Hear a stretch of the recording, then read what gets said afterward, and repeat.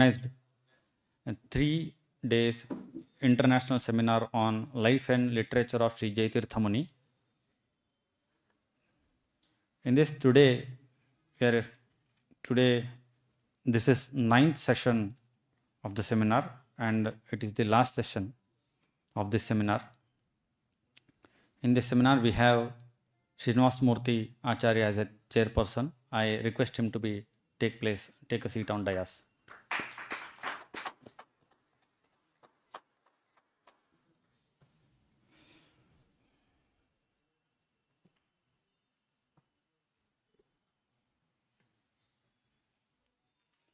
With the permission of chair and the guest, I start this session.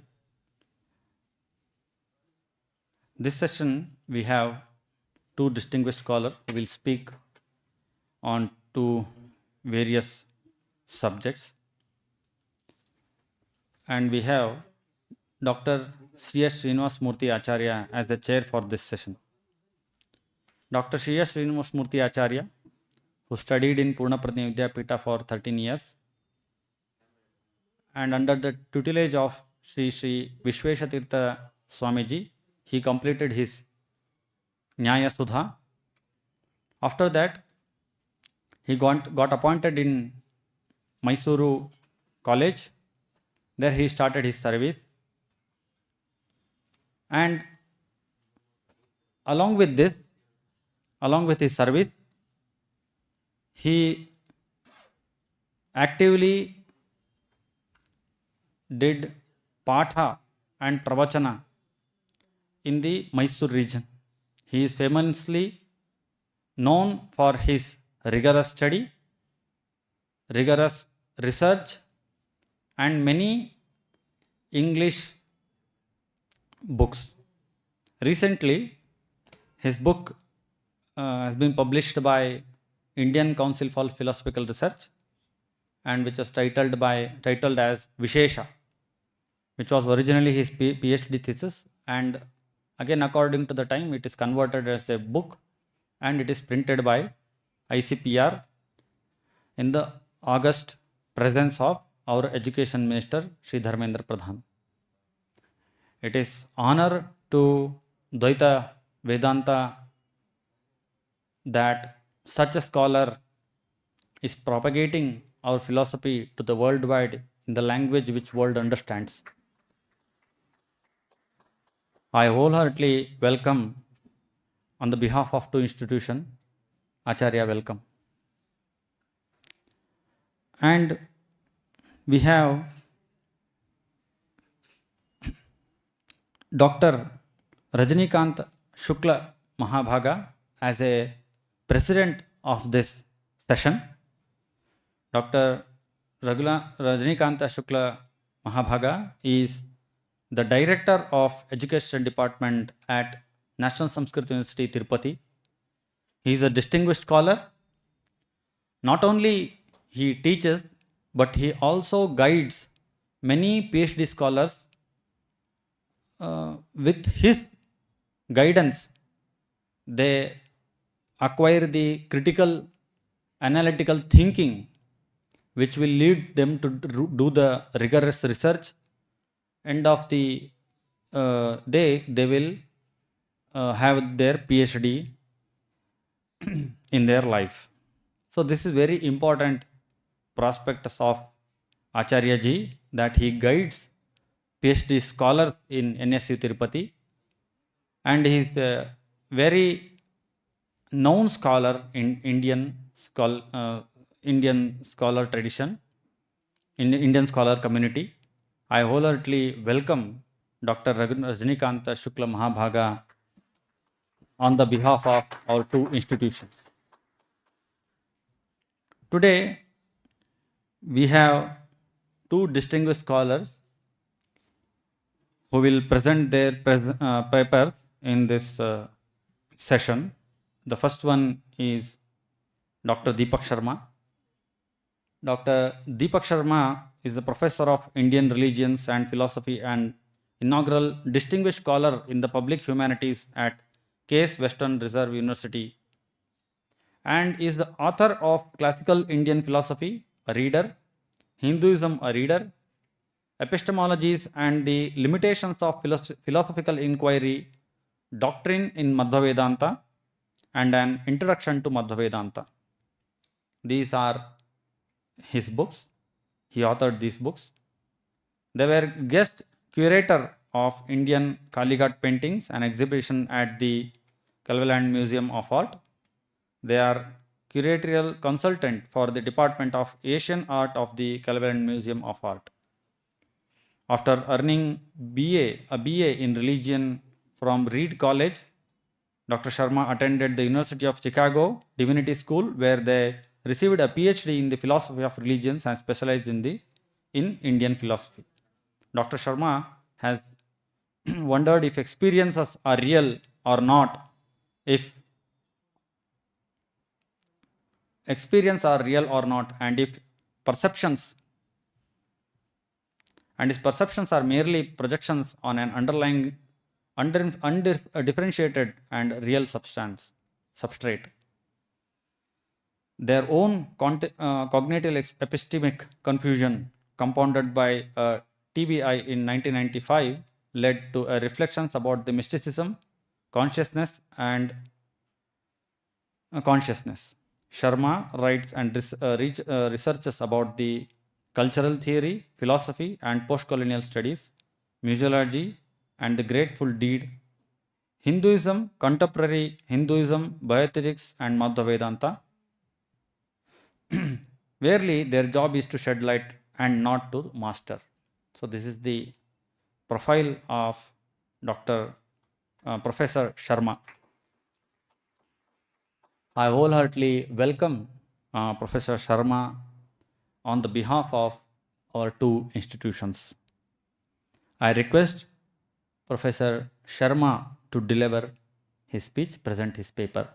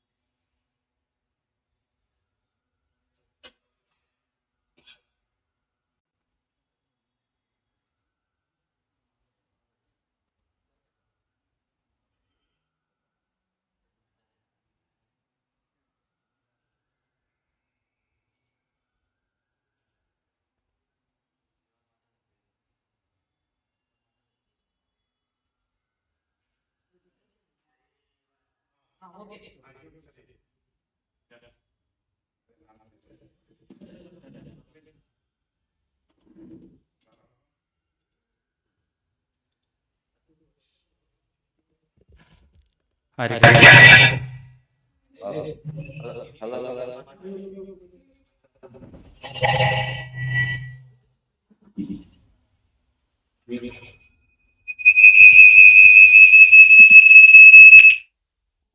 Hello. Hello. Should I go ahead? Yes. Okay.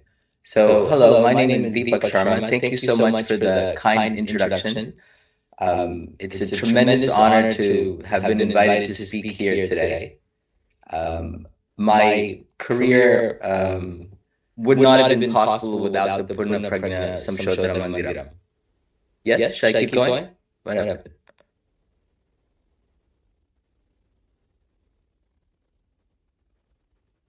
Yes, sir.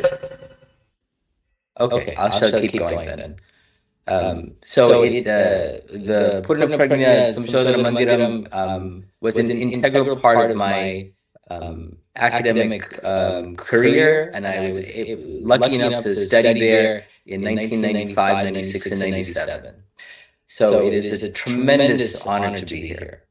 So in this connection, I was prompted to think about Shri Jayatirtha's position in the world of philosophy.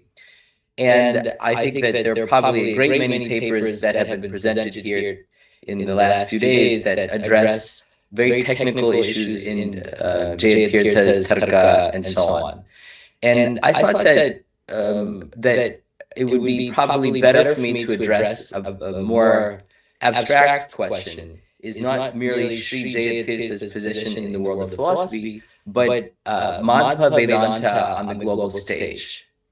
And it's noteworthy that in 2003, for Tattvaga, I wrote an article that was entitled Madhva Vedanta Beyond India. And I think it was written 21 years ago now, or 22 years ago. So I think it would be kind of valuable to look at some of the things that I've written here and to see if in fact Madhva Vedanta has appeared on the global stage. But before I begin, I want to mention a few things, and I want to first mention that I first want to mention that Professor Edwin Giraud, whom some of you perhaps known or read his books or heard about, Westerners to study Madhva Vedanta and to help make Madhva Vedanta more known to the Western audience, he recently passed away. And I was a student of his, and it was really thanks to Professor Edwin Giraud that I even began my study in Madhva Vedanta. So if we think about Madhva Vedanta on a global stage, I think Edwin Giraud is probably one of the first and most important people to put Madhva Vedanta on a global stage in the Western context.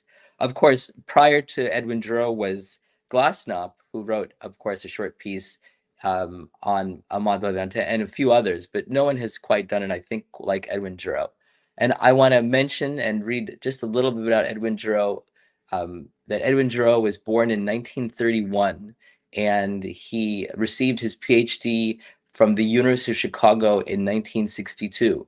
He also did a postgraduate at University of Madras in 1960 to 1961. In addition to being a professor of Sanskrit at University of Chicago and at Reed College, he was also a member of the American Oriental Society. He was the chair of the editorial board. He edited the Journal of the American Oriental Society for years, and he was awarded for all of his work in Sanskrit. And I think that he's one of the few people in America that really made a difference for Madhva Vedanta. So I think we should acknowledge him. And I hope that his legacy continues and that Madhvas continue to recognize Giraud as being an important part of the propagation, shall we say, of Madhva Vedanta in the West. So without any further ado, let me look at what I wrote and make some comments on whether or not Madhva Vedanta has and Jayatirtha has had a world audience. So here I'm just going to read here from what I wrote in 2022. During my research trip to India, I was often asked about the popularity of Vedanta among Western students. Though there is an interest in Vedanta, this interest rarely extends to any interest in Madhvedanta. The history of scholarship in Vedanta in the West has been dominated by studies of both Advaita and Vishishta Advaita Vedanta. Only a handful of non-Indian scholars have studied Sri Madhvacharya's school of Vedanta and can claim a modicum of proficiency in his doctrine. So, since writing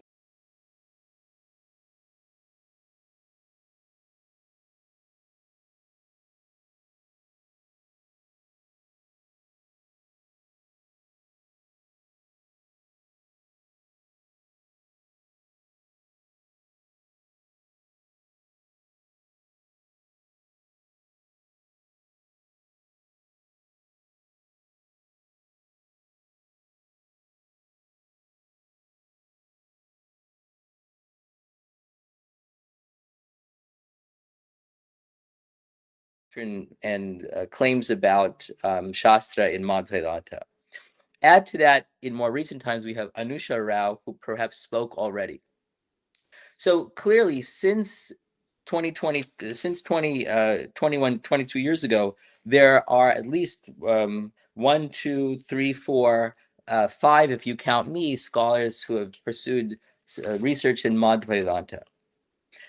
The end result is that most Western students of Hinduism believe that all Hindus are monists and in some way or another followers of Advaita Vedanta. This is clearly not the case anymore.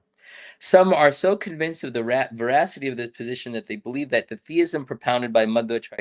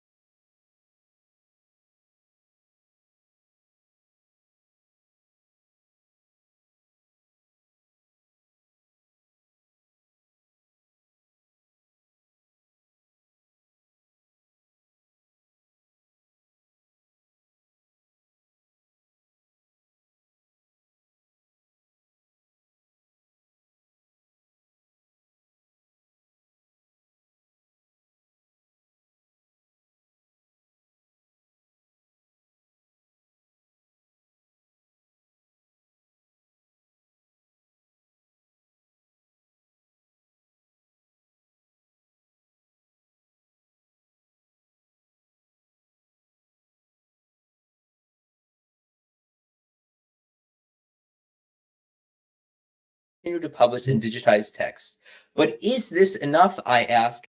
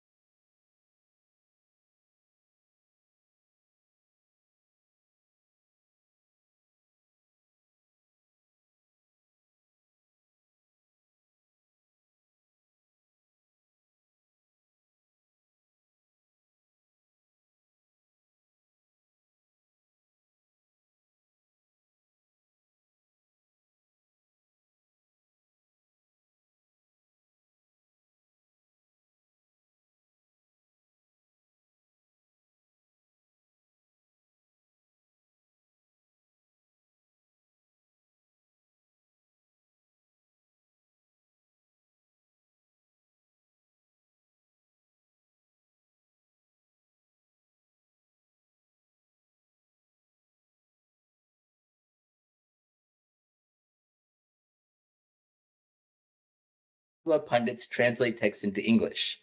So therein lies another great question about the dissemination of Madhvedanta and whether or not Jayatirtha is available to the world philosophy.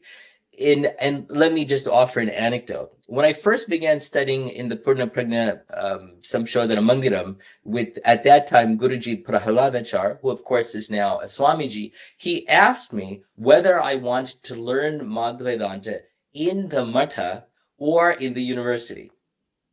And when I replied that I wanted to learn in the Matha, then I had to follow Adhikara rules.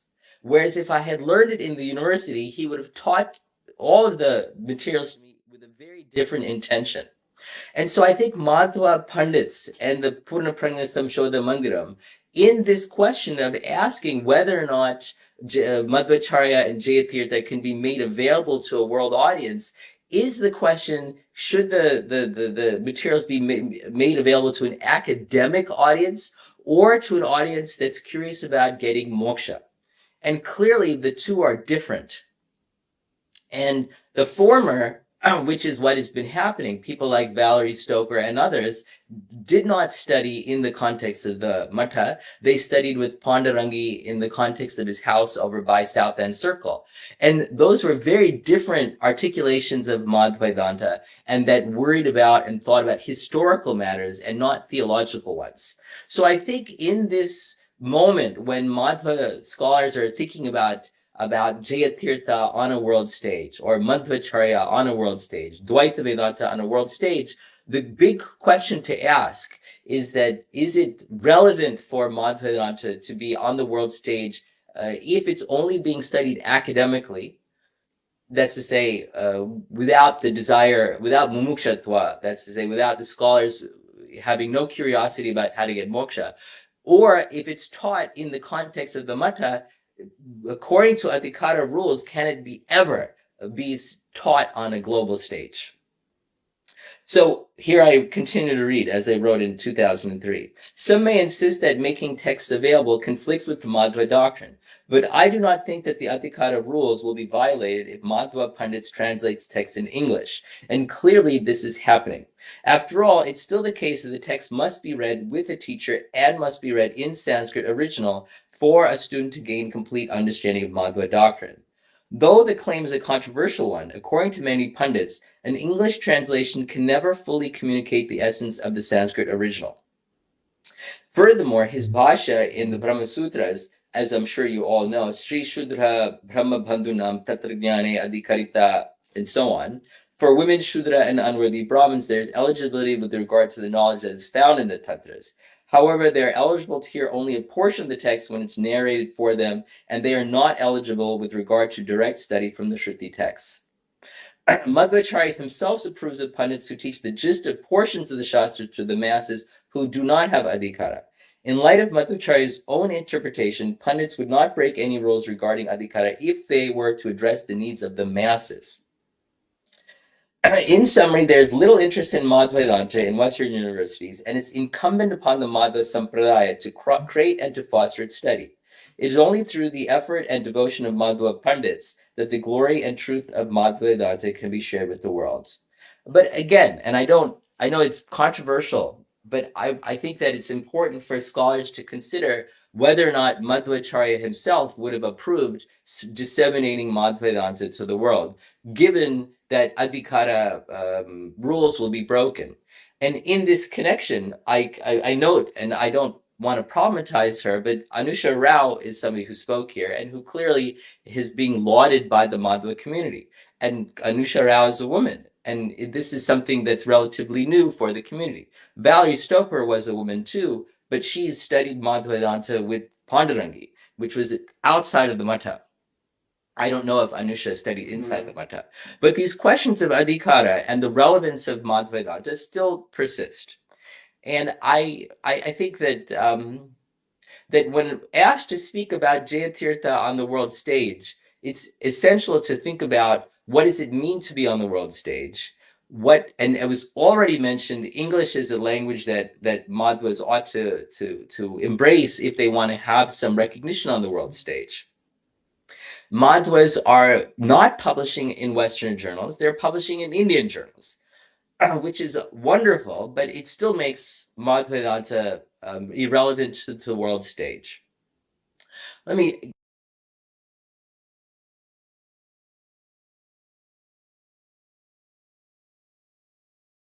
As a graduate student, I edited something that Guruji wrote to be published in the Journal of Vaishnava Studies.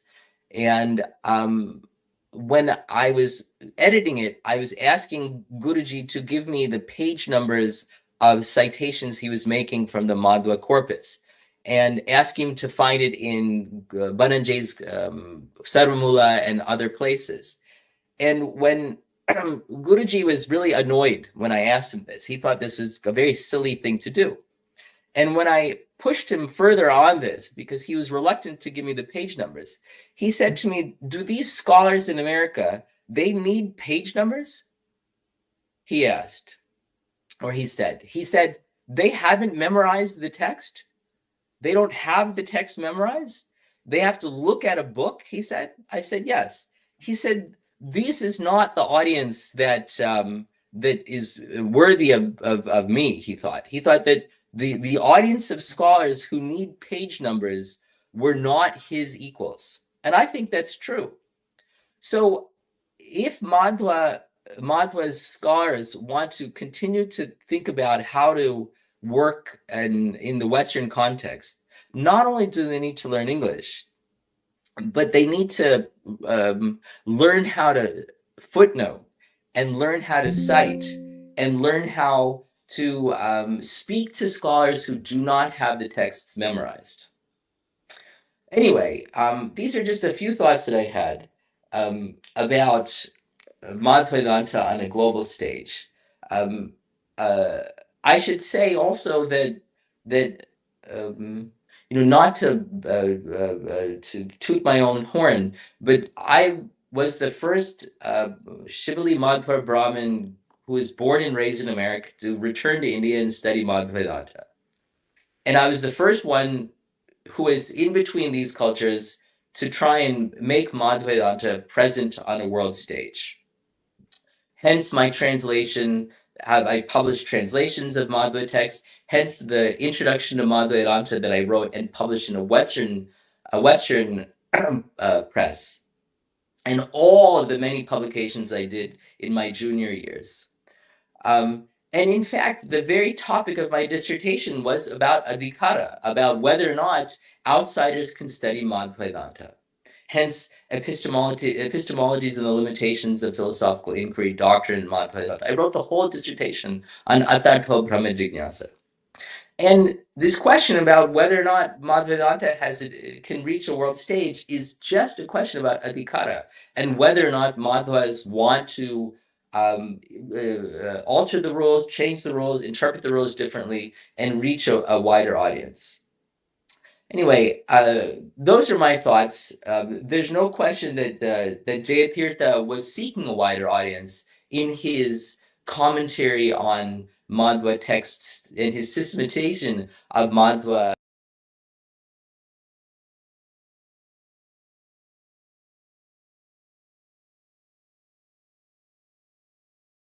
with these last thoughts is that this conference itself is in the parampara of Jayatirtha in an attempt to codify and to help spread. But that said, Madhvas need to still think about what is proper adhikara and whether or not that spreading Madhvedanta is a valid thing to do. Thank you very much. Thank you. Hello? Thank you very much.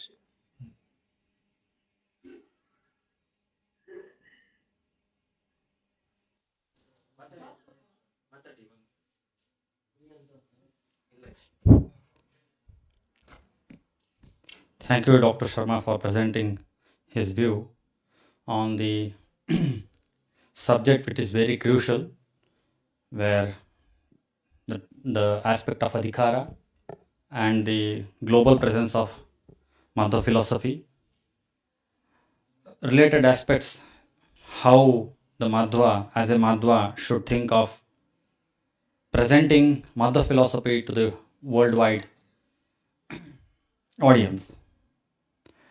I hope his lectures will encourage people to take steps to propagate Madhva philosophy in the world context. Thank you again, Dr. Sharma, for presenting his views.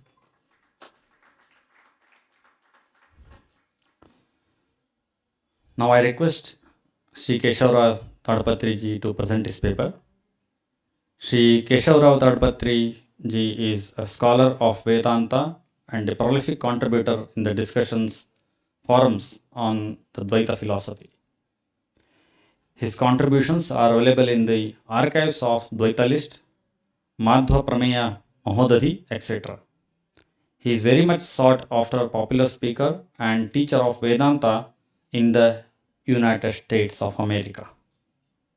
Honored by His Holiness Sri Puttige Sri Sugunendra Tirtha Swamiji as Asthan Vidwan, Puttige Matha, USA.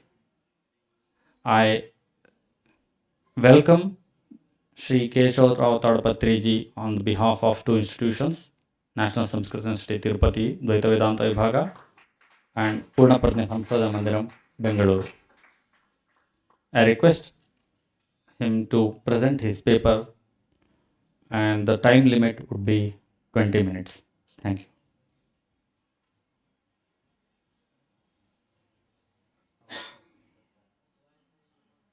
Bangarayitam Ajaram Vimlam Sada Anandatirthamatlam Tapatrayapam Uchyasadhanadudbhata Vidhamshnalekshana Jayatirthakatane Bhasadamno Hudambare Atyakartakakoyam Pratyakirkese Vyasatirthakya Tashtasiddhaye Tapovidya Vidatyadi Sadgunahoga Karanam Vadirajurun Mundehe Sudashrayan Pujjaya Raghavendraya Satyasamartayata Bhadatam Kalpurukshaya Namdam Kamadhenave Durvayadvantrave Vaishnave Devarendave Shri Raghavendra Gurave Namo Into Dayalave विश्वेशाख्य यतीन् वन्दे सूनेन्द्र यतीन् तथा विद्याप्रश्नतीर्थार्यान् सुश्रीन्द्रतीर्थस्वामिनम् आपादपर्यन्तं गुरूणाम् आप्तिं स्मरे तेन विज्ञाः प्रणश्यन्ति सिद्धिः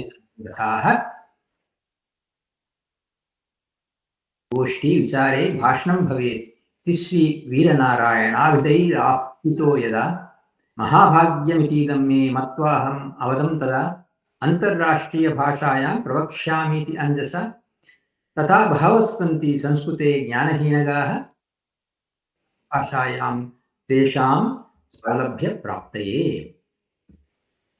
It's well known that Srimad Acharya has written two commentaries on Bhagavad Gita, Gita Bhashya and Gita Tathparya. Shri Jayatirtha has written Tika on both of these. They're called Prameya Deepika and Nyaya Deepika. The approach of Shri Jayatirtha and the beautiful way of presenting the arguments can be seen all through Prameya Deepika. However, we will select 3 verses to get a small glimpse of his analytical ability. Let's Nyaya. The first one is this 30th sloka of second adhyaya. Dehinosmin yatha dehe kaumaram yavanam jara tatha dehara praptis dhira tatra nati. Does Atma other than the body exist or not? This question comes to our mind. This sloka seems very simple, right? Yatha dehe kaumaram yavanam jara dehina tatha dehat prapti dhira tatra namashyati. So, why do we need really any explanation, commentary on that? When you see that, we'll understand how much is involved in that actually. Jayatirtha Muni, he starts like this. Nancha atra kim paridrishyamana deha pakshikarena anumiyate kim tad atirikta dehi pakshikarena. This question comes, na adyaha देह उत्पत्ति विनाशयोः प्रत्यक्ष सिद्धत्वेन हेतोः स्वरूप असिद्धत्वात् कालात्ययापदिष्टत्वात् च इति स्फुटत्वात् न उक्तम्. द्वितीये दोषमाह देहिनः इति. देहिनः देहवतः देह अतिरिक्तस्य आत्मनः भावे सद्भावे एतत् नित्यत्व अनुमानम्.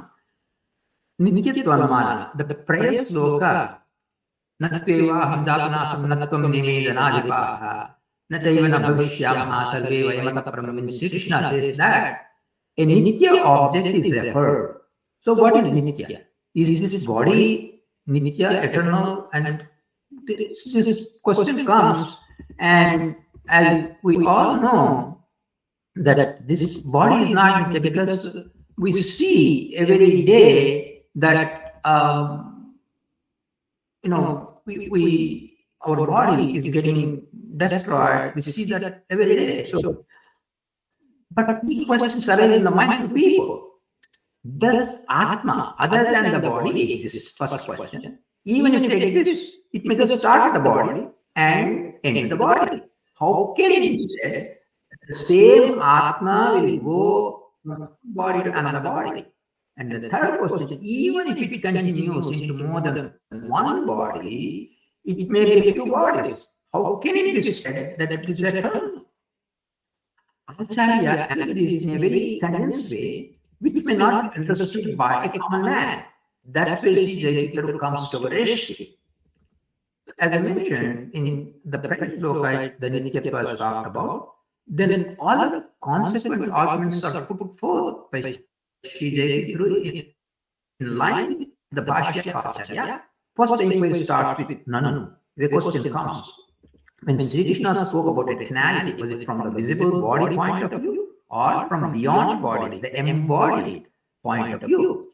Surely not the first, because as I mentioned, it's obvious. The body is perishable, pratyaksha, siddha.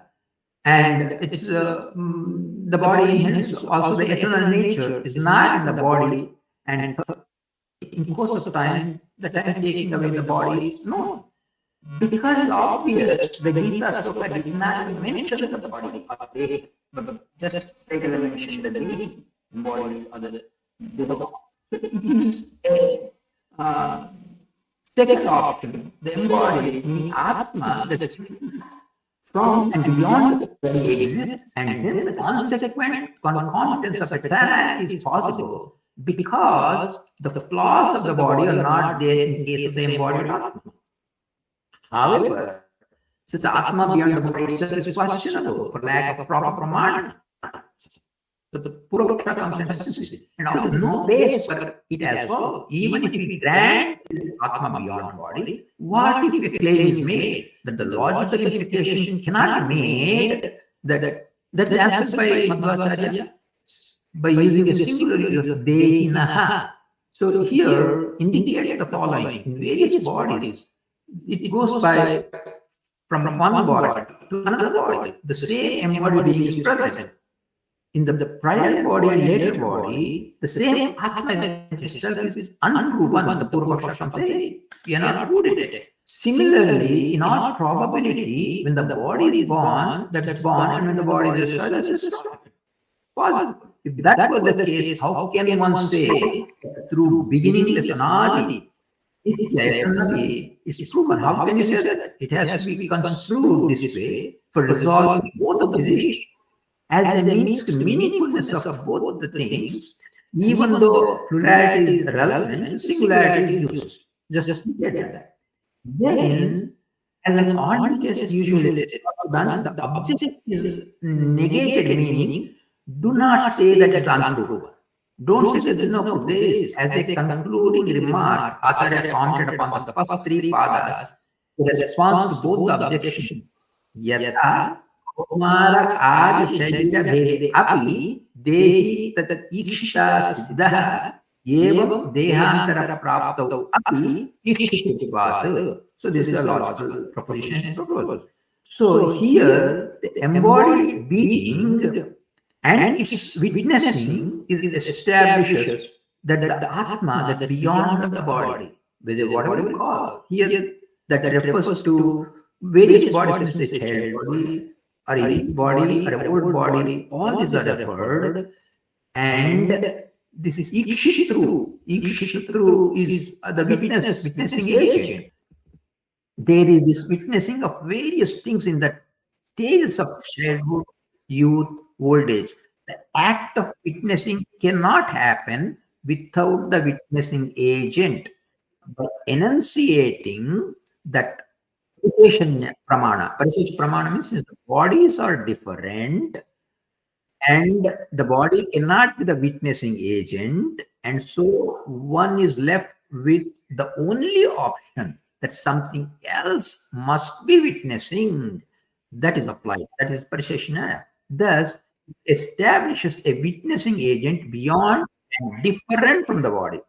Here there are no strings and no restrictions as to how many body variations like childhood body and etc. are taken.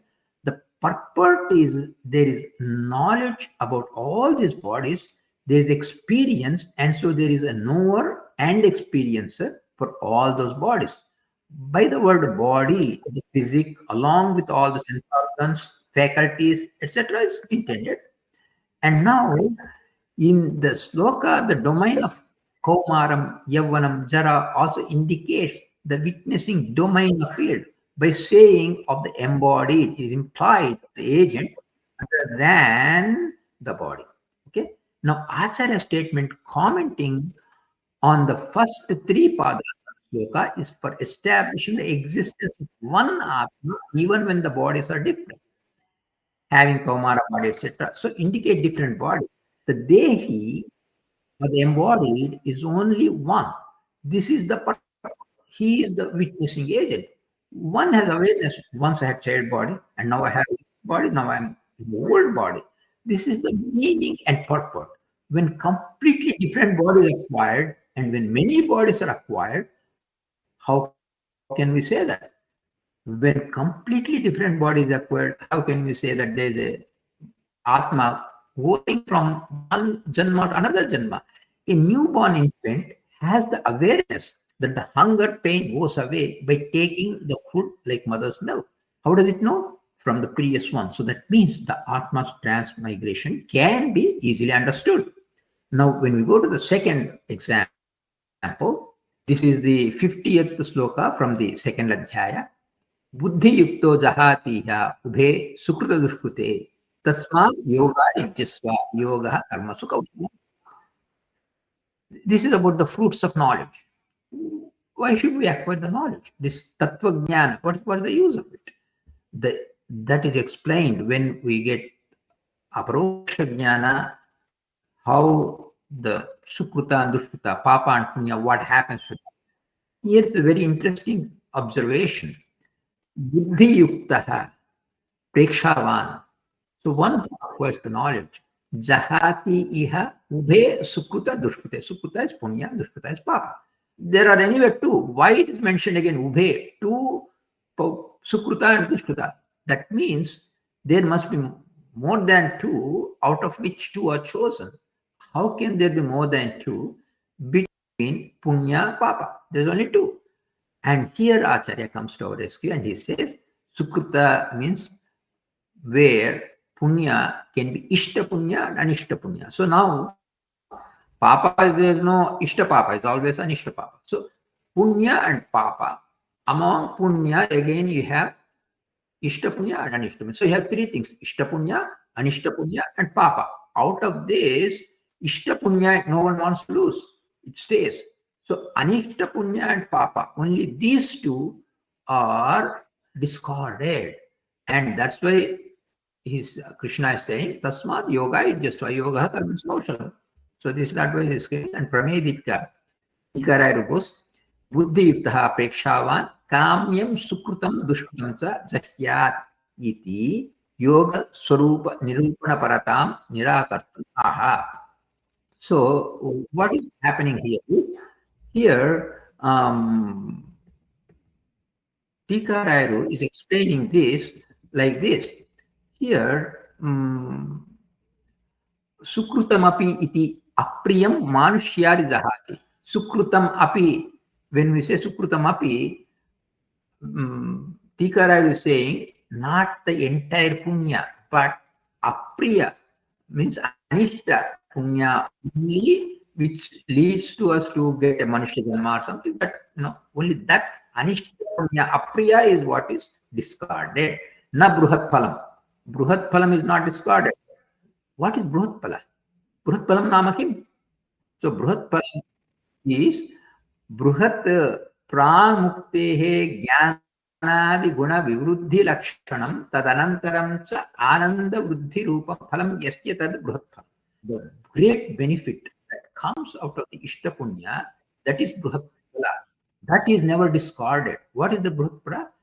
Before the moksha, before the liberation, jnanadi guna vivruddhi lakshana, whatever it is useful for acquiring the knowledge, that is one thing. And after moksha, tadanantaram cha ananda vruddhi rupam. Moksha ananda vruddhi, that phala, whatever is gives that phala, that is bruhat phala. That is never discarded. Tatha bhutam sukrutameva nasti. Somebody Purvapaksha, that kind of a sukruta itself not there. Karana bhavat. If that is there, no, it is there. It is upasana janita, by doing upasana, etc. Adipadena nivrittam karma, by doing upasana, and nivritta karma, by doing all this, we get this. So yajate dadati tapyate anena atrapi aviditva iti viheshanat ajnana. So because there are Shruti statements, it says that the Ajnani will, the Sukruta done by an Ajnani, it can be Kshaya, it can get destroyed. That means for Jnani, through Brahma Jnana, whatever Sukruta is acquired, that is not destroyed. Automatically it implies that. So that means Nanu Nasti Akruta Krutena Ityadi Sat Pratipakshaye Asatahe Ataiti. So this is the Shruti, because Shruti Vakyas, there are Niravakasha Pramanas, there are Savakasha Pramanas. When it says that the Punya will get destroyed, and then it says Punya will not be destroyed. Punya will not be destroyed means the Ishta Punya will not be destroyed. The Punya that will be destroyed means Anishta Punya will be destroyed, discarded. When this happens, this is when Aparoksha Jnana comes, that will happen. So all these intricacies are explained by Tikaraya in Prameya Deepika.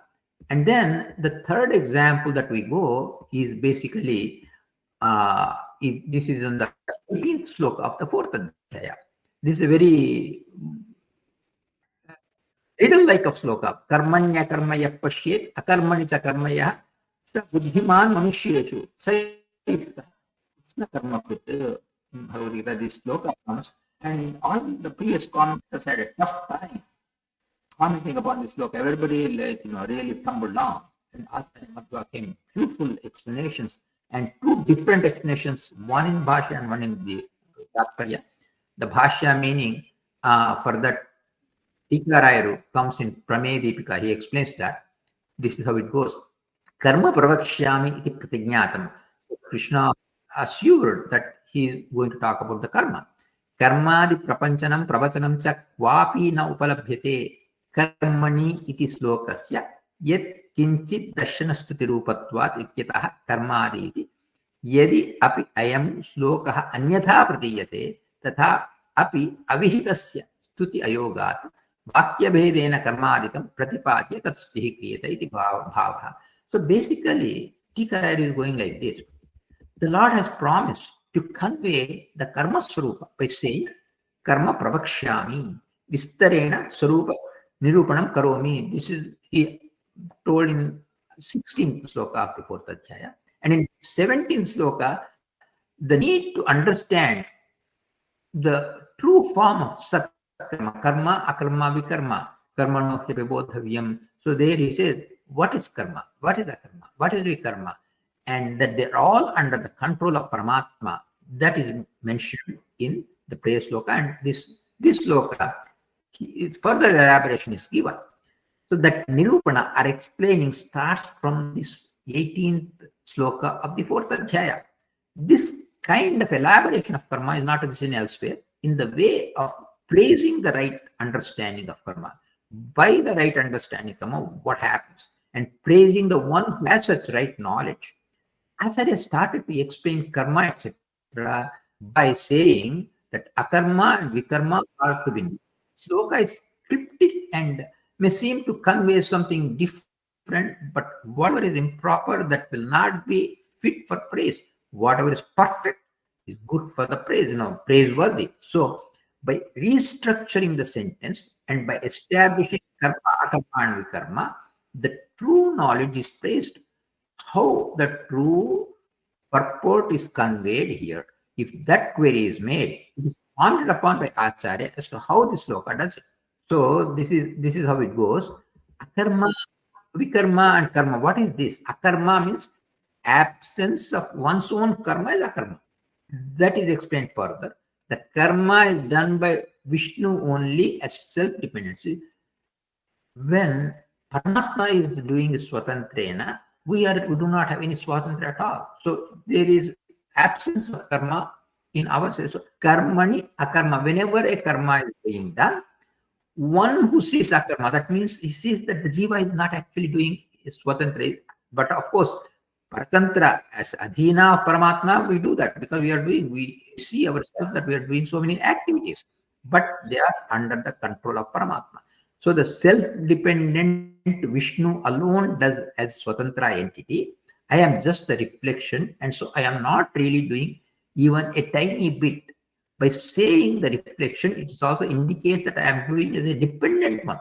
In the second part, how can, akarmani, karma pashyatu. When we're sleeping, we're dreaming. So we are not actually doing any big activity, but the dream objects are all getting created. Who is doing this?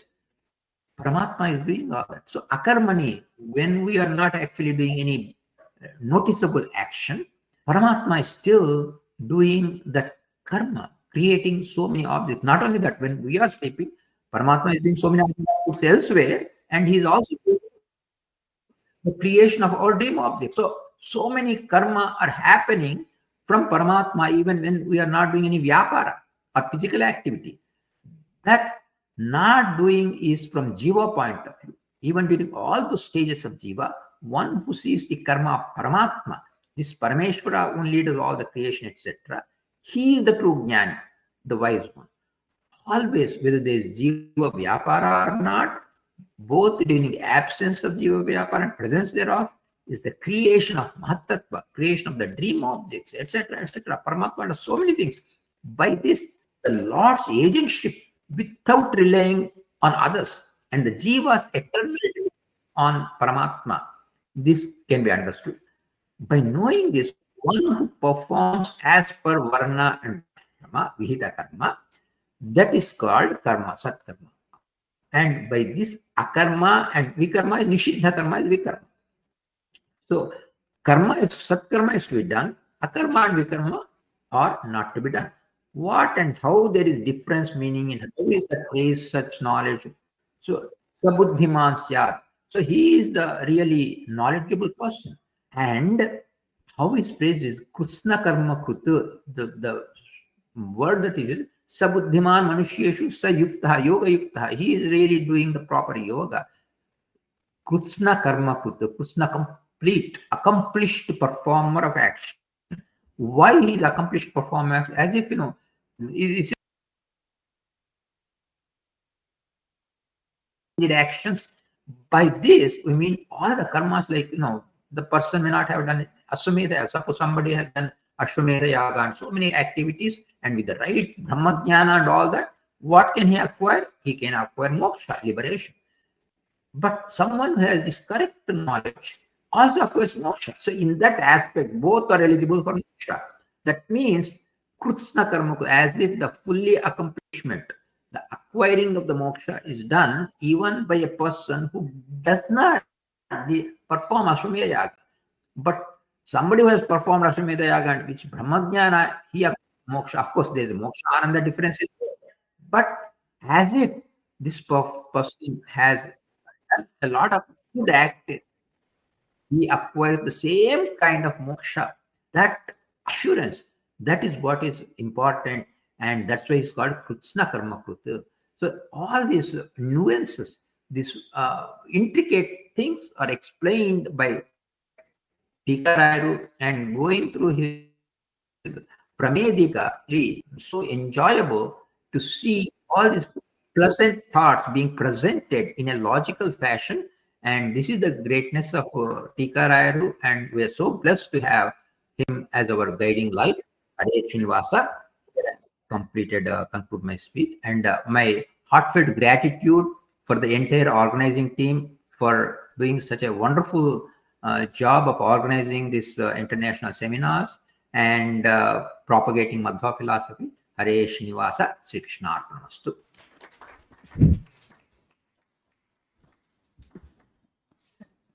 Thank you to Shri Kesava Tadipatri ji for delivering his presentation on the essence of Gita as explained by Shri Jayatirtha.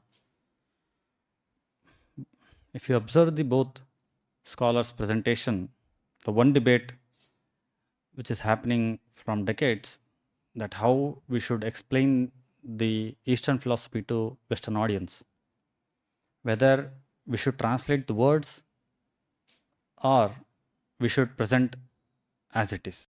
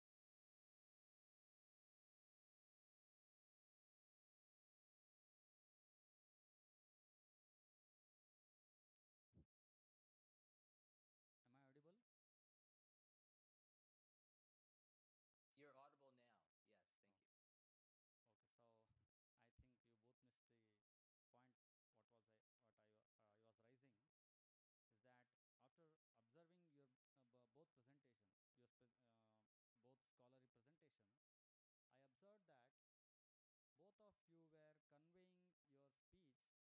So, 1 week back, we organized a scholarly oratory skills, English oratory skills for our Pandits, where this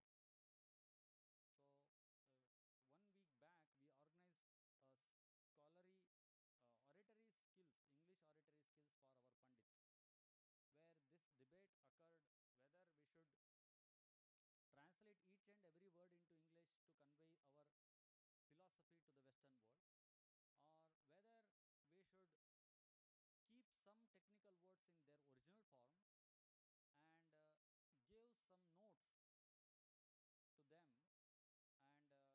English to convey our philosophy to the Western world, or whether we should keep some technical words in their original form and give some notes to them, and we will try to explain the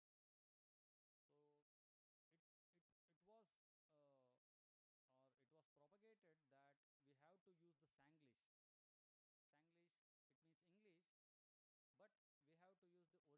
Sanglish.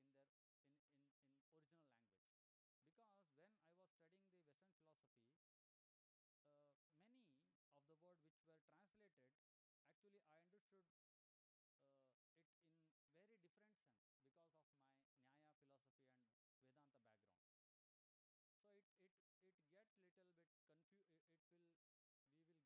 it get little bit confused. We will get little confused if we translate each and every word.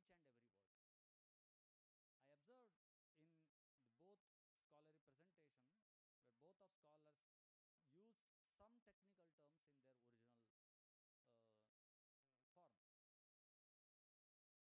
Now I request President of this session.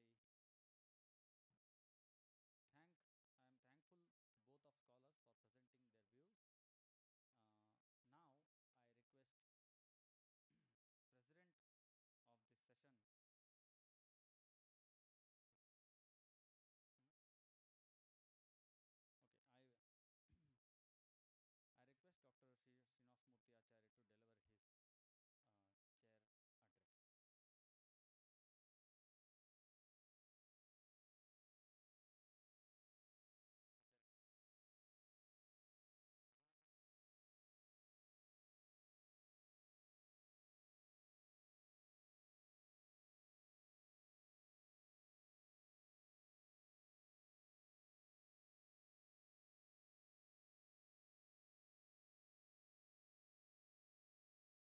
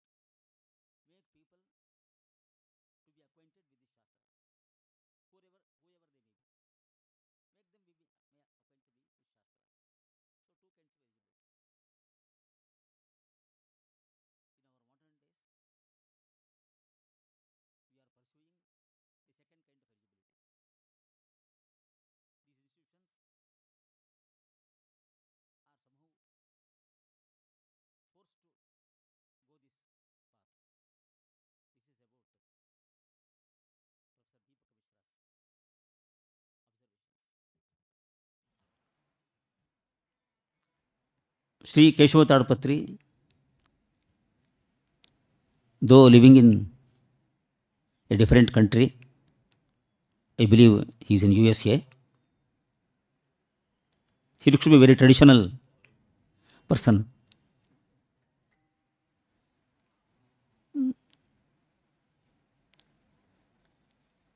When he was introduced by Srinidhi Patti, we learnt he is Asthana Vidwan of Puttige Matha in USA. That is his relationship with Sri Puttige Swamiji. He began his lecture with some traditional shlokas as we do in our country. And then he started giving some instructions on Bhagavad Gita. It was like taking class to students. This is 13th shloka, this is 14th shloka, this is 15th shloka. This shloka says this. This is like giving lessons to students. He gave lessons to the audience.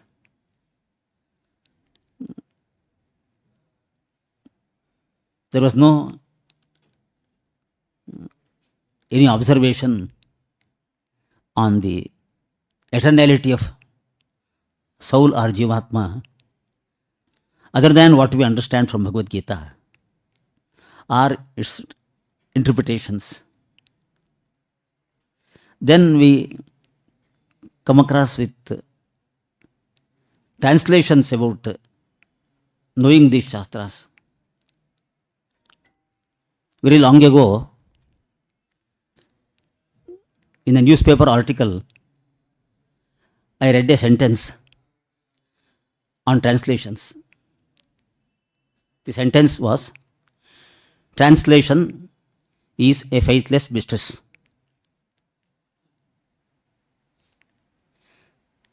This observation was made by a French scholar some centuries ago.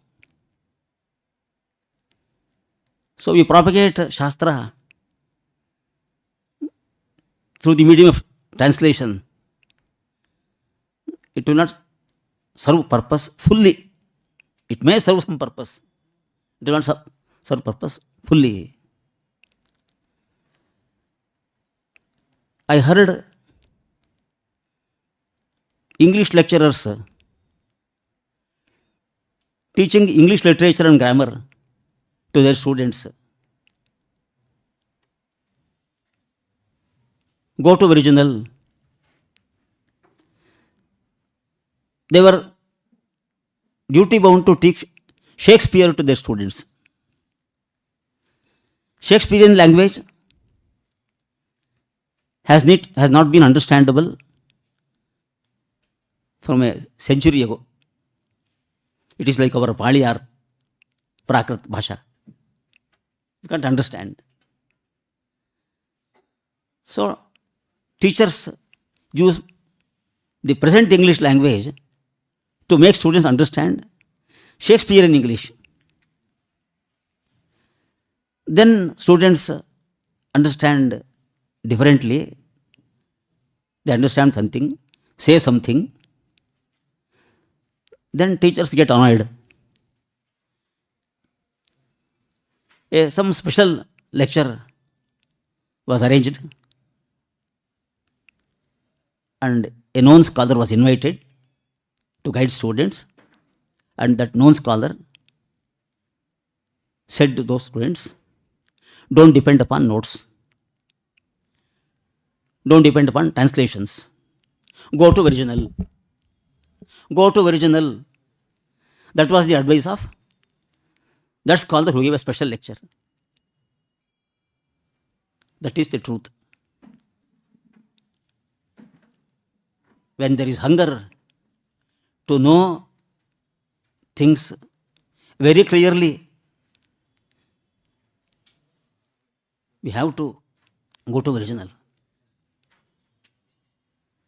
Before going to original, if there is not possible to go to original immediately, without losing time, these translations may help us.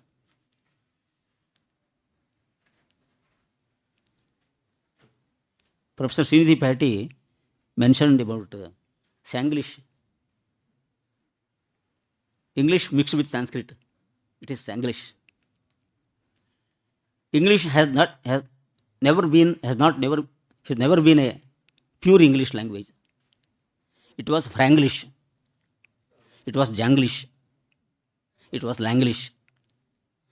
It was Latin mixed. It was German mixed. It was French mixed. Always it has been that way. So there is nothing like pure English. Now it will become Sanglish also. So these are the points we have to learn when this kind of session happens. Shri Kesava Tadipatri spoke about the eternality of souls based on the shlokas in the second chapter of Bhagavad Gita. And he went on and he remembered Krishna's advice to Arjuna, Tasmad Yogaya Yujasva. Yoga is a means to understand truth, to understand reality. You get engaged, be interested in understanding the reality. That was advised by Krishna given to Arjuna. These are the points made by Sri Kesava. He also said, Karmanya karma yah pashet, akarmani cha karma yah.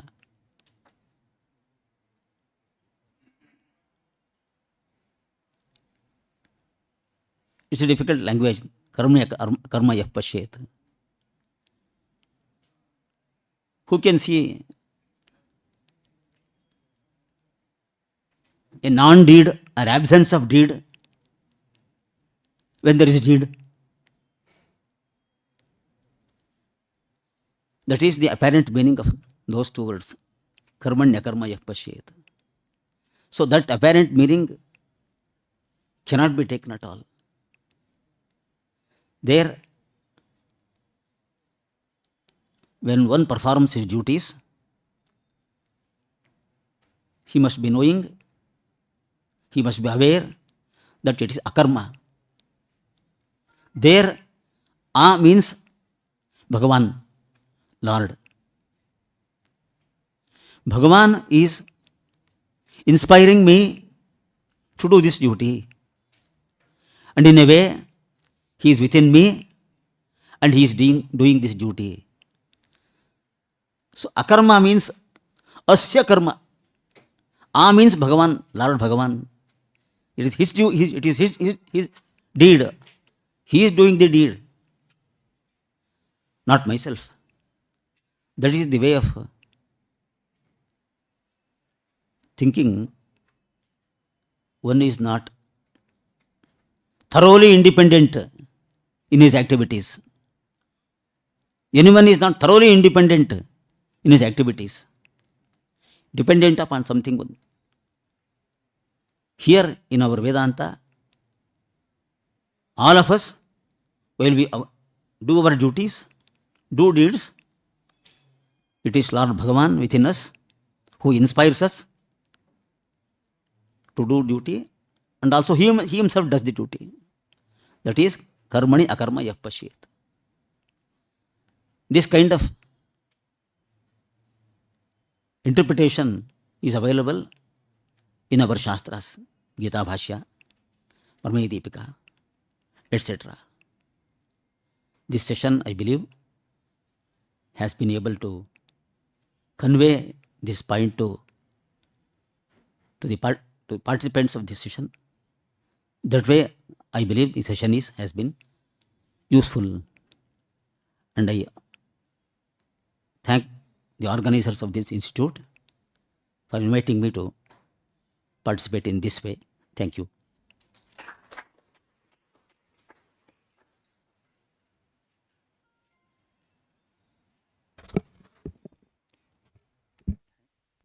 Thanks to Dr. Srinivasmurthy Acharya for conveying his chair remarks.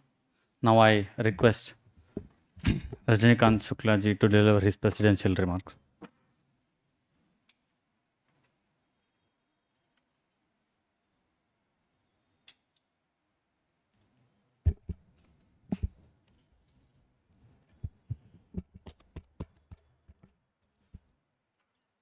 कृष्णाय वासुदेवाय हरे परमात्मने प्रणतः क्लेशनाशाय गोविंदाय नमो नमः। आदौ अहं क्षमामि याचे। अहं तो शिक्षाशास्त्रस्य अध्यापकोऽस्मि, न तु दर्शनस्य। अतएव शिक्षाव्याजेन यत्किञ्चित् अधीतवान् तदेव प्रथमं मम सौभाग्यमस्ति। मत्कृते एकम् अवकाशम् आयोजकाः कल्पितवन्तः। आदौ आयोजकानां कृते कार्तज्ञं प्रकटयामि। घटनां स्मरामि। यस्मिन् समये अस्माकं राष्ट्रीय संस्कृत विश्वविद्यालये द्वैत विभागस्य स्थापना जाता 1999-2000 मध्ये, तदहं साक्षीभूतोऽस्मि। आचार्याः उडुपी श्रीचरणाः विश्वेशतीर्थ श्रीचरणाः समागत्य तत्र द्वैत विभागस्य स्थापनां कृतवन्तः। तस्मिन् समये सूचितवन्तः कि भगवत यद् तिलकं वर्तते तर्हि तिरुपति विद्यापीठ भगवत तिलके पंक्तित्रयं वर्तते, परन्तु तिरुपति विद्यापीठे केवलं विभागद्वयं वर्तते। एकं तु अद्वैतम्, एकं मिश्राद्वैतम्। इदानीं द्वैत विभागस्य स्थापना व्याजेन भगवत तिलकस्य सार्थकता जाता। तां घटनां स्मरामि। तस्मिन् दिने यदुक्तवन्तः आचार्याः दर्शनं दत्तवन्तः, फलानि दत्तवन्तः, पुनः किमर्थं स्मरणे आगच्छति, हिस्टारिकल अयं दिवसः मत्कृते। अहं तु 28 वर्षेभ्यः तिरुपतिनगरे वसामि। अद्य प्रथमवारं पूर्णप्रज्ञ संशोधन विद्यामन्दिरम् अत्र उपस्थितोऽस्मि। कार्तज्ञं प्रकटयामि नारायणद्वयोः। एकं तु अस्माकं नारायणः संस्कृतविश्वविद्यालयस्य, एकमत्र वी नारायण पाण्डुरङ्गी महोदयः। ते नारायणद्वयोः कृते कार्तज्ञं प्रकटयामि। अनेन व्याजेन किंचित ज्ञानं प्राप्तवान्, किंचित श्रुतवान्। पुनः अंतर्राष्ट्रीय स्तरे द्वैत दर्शनस्य यत् प्रचारः प्रसारः अस्ति। अनन्तरं तु अहमपि एकं सङ्कल्पं करोमि, अग्रे यदि PhD सब्जेक्ट् दास्यामि कस्यापि बालकस्य कृते तर्हि द्वैत दर्शनस्य द्वैत शिक्षायाः विषये अनुसन्धानं कुर्वन्तु इति अग्रे करोमि। अनन्तरं तु अंतर्राष्ट्रीय स्तरे ये आचार्याः आगताः, अहं तु नाधिकारी विद्वान्, तयोर्विषये किमपि कथयामि। ते बहु सम्यक्तया प्रतिपादितवन्तः। भवन्तः मदपेक्षाधिकं जानन्ति। ते बहु सम्यक्तया सुष्ठुरूपेण अंतर्राष्ट्रीय स्तरे कथं ख्यातिः भवितुमर्हति तथा ते प्रतिपादयन्ति। पुनः अस्माकम् अत्र आगमनानन्तरम् अस्माकम् आचार्याः पञ्चमुखी चरणानां स्मरणं भवति। अत्र आगमनानन्तरं प्रह्लादाचार्य चरणानां स्मरणं भवति। ते अस्माकं विश्वविद्यालये समागत्य कथं विश्वविद्यालयस्य शास्त्रीयस्वरूपं स्थापितवन्तः तस्मिन् युगे। शास्त्रीयस्वरूपम् इदानीम् अयं प्रकल्पः कथं कण्टिन्यूशन् भवितुमर्हति तदर्थम् आयोजकानां कृते निवेदयामि कि यथा अत्र जातं तथैव तिरुपति विश्वविद्यालयेपि अन्ताराष्ट्रीय स्तरे आयोजनं भवति चेत् ते वयं सफला भवामः, सुफला भवामः। पुनः तदपि जनाः तत्र ज्ञास्यन्ति। अस्य किमर्थं द्वैत फिलासफी। पुनः एकम् इतोपि मम मनसि भावना आगता अत्र आगमनानन्तरं कि सम्पूर्णदेशस्य बहुषु विश्वविद्यालयेषु द्वैत विभागः एव नास्ति। बहुषु विश्वविद्यालयेषु संस्कृतविश्वविद्यालयेषु नास्ति। CSU मध्ये ये परिसराः सन्ति मन्ये तत्रापि सर्वत्र नास्ति। अनेन व्याजेन यदि सर्वत्र स्थापना भवति चेत् बहवः जनाः तत्र द्वैत सिद्धान्तानां विषये ज्ञास्यन्ति। पुनः सम्पूर्ण देशे अस्य दर्शनस्य प्रचारः प्रसारः भवति। किमर्थम् अहम् इदानीं पश्यामि, सर्वे ये आचार्याः सन्ति, सर्वे ये संस्थापकाः आचार्याः स्वस्व दर्शनस्य विषये सम्पूर्ण विश्वे प्रचारं कुर्वन्ति। इदानीम् अहं दृष्टवान् स्वामिनारायणभाष्यं तिरुपति विश्वविद्यालये। तर्हि एवं यदि आचार्याः प्रचारं कुर्वन्ति तदेव यदि ये आचार्याः सन्ति यदा पूर्णप्रज्ञशोधमन्दिरम् अस्य दायित्वं भवति कि सम्पूर्ण विश्वविद्यालये स्थापना करणीया। पुनः अस्माकं केन्द्रीयविश्वविद्यालयस्य सौभाग्यं वर्तते, अस्माकं श्रीनिवास वर्खेडी महोदय तत्र अस्य सम्प्रदायस्य आचार्याः सन्ति। यदि अनेन व्याजेन स्थापना भवति चेत् मन्ये सम्पूर्णदेशे सम्पूर्णविश्वे इतोपि प्रचारः प्रसारः भवितुमर्हति। अहम् अद्य श्रुतवान् श्रवणानन्तरं किमपि आचार्याणां विषये कर्म वा अकर्म वा विकर्म, अहं तु श्रुतवान् श्रवणानन्तरम् अहं किं कथयामि, किमर्थम् अहं तु अनधिकारी विद्वान् तस्मिन् विषये। अतः विनम्रता विद्या यद् जानामि तदेव कथयामि, अहं न जानामि तद्विषये न अधीतवान्, परन्तु यत् श्रुतवान् इतिहास परंपरा हिस्टोरिकल परंपरा 1990 2025 पर्यन्तं 26 वर्षेषु मध्ये यद् दृष्टवान् इतोपि कथं भवितुमर्हति विभागस्य उन्नति। इदानीम् इतोपि केवलम् अस्माकं विभागाध्यक्षाः वर्तन्ते, तेषाम् अधीने यदा विभागस्य दायित्वम् आगतम् इदानीं परिवारवृद्धिर्भवति। पुनः परिवारे इदानीं न्यूनता आसीत्, इदानीं परिवारेपि जनाः छात्र अध्यापकाः अपि आगताः, मन्ये अग्रे छात्रापि बहु भविष्यन्ति। किमर्थम् इतोपि एकं निवेदनमस्ति अस्मात् बेङ्गलूरु परिसरे अस्मिते कि इतोपि तिरुपति विद्यापीठं प्रति विश्वविद्यालयं प्रति भवन्तः समागच्छन्तु, छात्रान् प्रेषयन्तु। किमर्थम् इदानीं बहवः छात्राः इदानीं न्यूनाः भवन्ति, बहु छात्राः IIT मध्ये गच्छन्ति, नीट् मध्ये गच्छन्ति, परन्तु दर्शनविषये न्यूनाः छात्राः आगच्छन्ति। तर्हि इदानीं छात्रेषु मध्ये कथम् इतोपि ज्योतिप्रज्वालनं करणीयं। भवन्तः आगत्य प्राचीनशास्त्रं पठन्तु, प्राचीनशास्त्रे यदस्ति तदेव माडर्न् मध्ये, यदि अस्ति तदन्यत्र, यन्यः अस्ति न कुत्रचित्। यदि शास्त्रेषु विद्यते तदैव अन्यत्रापि वर्तते। केवलं टेक्नालजि व्याजेन इतस्ततः वयं प्रचारं प्रसारं कुर्मः।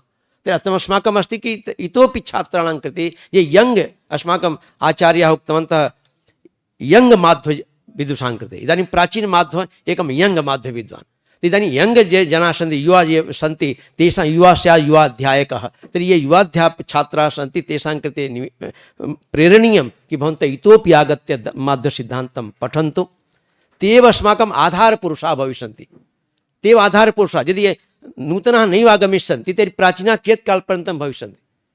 अत एव नूतनानां कृतेपि अत्र आगमनम्। इतोपि अहम् अस्य अत्र आगत्य अत्र आदौ किं भवतु भावुको जातः। किमर्थमहम् आदौ पूर्वं बहुवारम् आचार्य KT पाण्डुरङ्गी महोदयानां भाषणं श्रुतवान् राष्ट्रीय संस्कृत विश्वविद्यालये। अतीव सरलया भाषया, सरलया शैल्या तस्मिन् समये ते भाषणं दत्तवन्तः। इदानीं स्मरामि कि तस्मिन् समये कथं ते वारं वारम् आगत्य बहुवारं रिफ्रेशर् कोर्स् मध्ये वा, विशिष्ट व्याख्यानं मध्ये वा, पट्टाभिराम शास्त्री व्याख्यानमाला मध्ये वा बहुत्र ते आगता। अनन्तरं सरला भाषा, न तो क्लिष्टा भाषा, न तो न्यायस्य भाषा, सरलया भाषया ते सूचितवन्तः अस्माकं कृते। तर्हि अतएव तां घटनां स्मरामि, तदर्थमेव अहं कृतज्ञोऽस्मि। अधिकं किमपि न जानामि, न किमपि वक्तुमिच्छामि, परन्तु एकमेव अस्ति, भवन्तः सर्वे नूतनानां छात्राणां कृते प्रेरयन्तु। ये छात्राः माध्वदर्शनं पठिष्यन्ति, माध्वदर्शने साकम् अन्येषां दर्शनां तुलनां करिष्यन्ति, अनेन इतोपि शास्त्रस्य उद्धारो भवितुमर्हति। तदेव उक्त्वा विरमामि।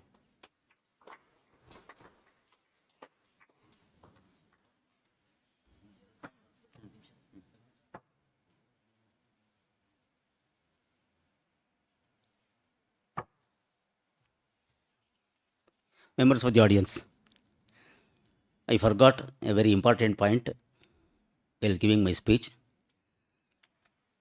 This is seminar on Shri Jayatirtha. So every session should bring to light some special act of Shri Jayatirtha. I don't have time to use his interpretations to throw light on his speciality, but I have a quotation. I read this quotation. Most of you know this quotation. A century ago, there was a Bengali scholar known as S.N. Dasgupta. He authored History of Indian Philosophy in English language. He covered all the branches of Indian philosophy, including the branch of Madhva philosophy. While writing on Madhva philosophy, he wrote about Jayatirtha and Vyasarajaru. Here is an observation of Professor S.N. Dasgupta on Jayatirtha. I read his sentence. In logical skill and acute dialectical thinking, Jayatirtha and Vyasatirtha stand almost unrivaled in the whole range of Indian philosophical thought. This is an observation by a Bengali scholar, not a scholar of Karnataka, not a Madhva scholar. Is a Bengali scholar. We have to take note of this. Whoever studies the works of Jayatirtha realizes the truth of this statement. How true this statement is. Such a true statement has been made by Professor S.N. Dasgupta. On the occasion of this seminar, we have to remember this and pay our respect to Shri Jayatirtha. Another point is, Shri Vishveshatirtha is the foundation of all these institutions. Poornaprajna Vidyapita, Poornaprajna Samshodhana Mandira, and Tirupati Sanskrit University Dvaita Vedanta Department. All of us, or most of us, have been the students of this Poornaprajna Vidyapita. Revered Swamiji taught us with all love and affection. Therefore, I must express my gratitude and grateful pranams to our Guruji, Sri Swamiji. I do so. I express my pranams. Thank you.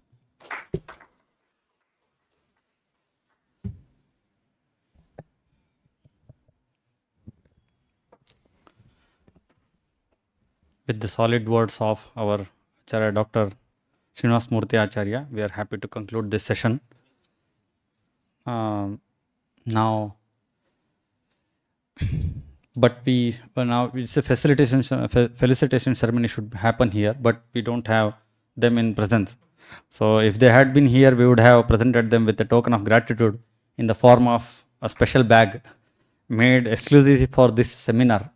But because they are not present here, we can send only loads of love. So, thank you to Tadipatri ji and thank you to Dr. Sharma for presenting their paper. And I also thank Dr. Srinivasmurthy Acharya for agreeing to be here as a chairperson. And I especially thank Acharya for presenting his views, and agreeing to be here in this session. With this note, I am concluding this session. In this same seminar hall, we are going to conduct the panel discussions of various directors of Dvaita Vedanta Research Institute. It will be very interesting, as all Dvaita Vedanta Research Institute directors are gathered here, and they will discuss the prominence of propagating the Dvaita Vedanta in the world, and some interesting aspects which will help us to move forward, observing the challenges of current generation. Thank you. We will conclude here. Thank you again. Now, I request Dr. Professor Narayan Acharya to present a token of gratitude to Rajnikant Shukla Mahabhaga.